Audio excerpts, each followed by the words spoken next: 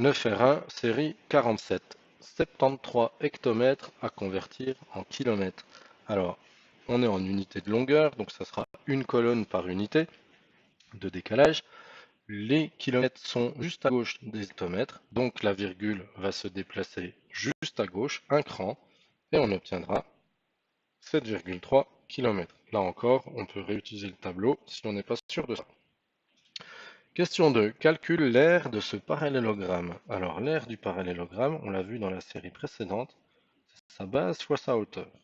La base étant l'un des côtés, par contre, pour la hauteur, il faut trouver celle qui correspond. Ici, on a le choix de prendre soit ce côté-là comme base, soit ce côté-là. Mais si on prend le côté qui fait 1,5, on n'a pas la hauteur correspondante. Donc, on ne va pas le choisir. On va prendre 4 et du coup, la hauteur correspondante, c'est 1,2.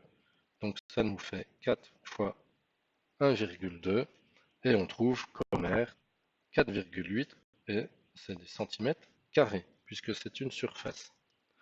Ensuite, le périmètre, donc ça c'était la question A. Question B, le périmètre du parallélogramme, c'est la somme de tous ses côtés. On a, puisque c'est un parallélogramme, deux côtés qui font 4 cm, puisque les côtés opposés sont isométriques, donc 2 fois 4, plus deux côtés qui font 1,5, donc plus 2 fois 1,5. Ça ressemble à la formule du périmètre d'un rectangle. Ce qui nous donne en tout, alors 2 fois 4, 8, plus 2 fois 1,5, 3, c'est-à-dire 11, et c'est des centimètres. Le périmètre est une longueur. Question 3. Quelles droites remarquables du triangle permettent de trouver le centre du cercle inscrit? Donc ça, c'est une définition, il faut le savoir. Et ce sont les bisectrices. Donc droites qui partagent les angles du triangle en deux angles égaux à chaque fois.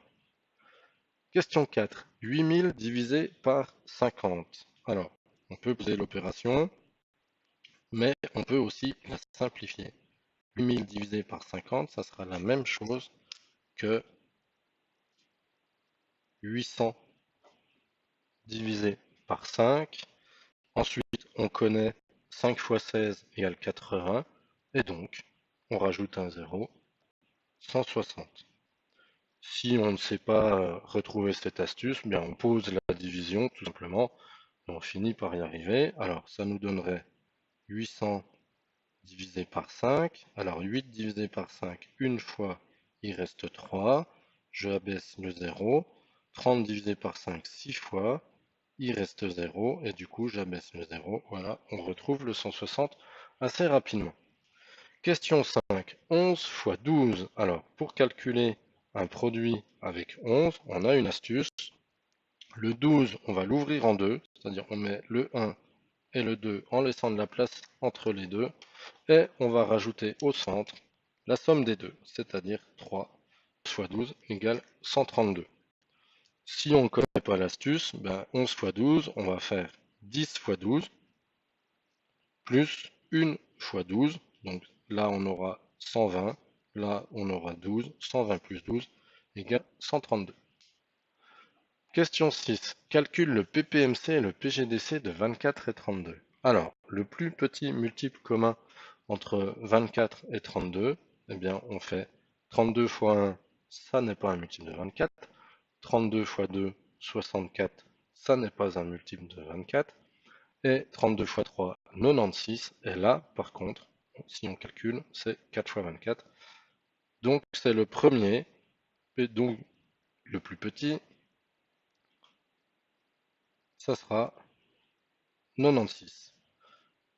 Et le PGDC de 24 et 32. Donc quel est le plus grand nombre qui va diviser à la fois 24 et 32? Là encore, avec les livrets, on a l'habitude. 3 fois 8, 24. 4 fois 8, 32.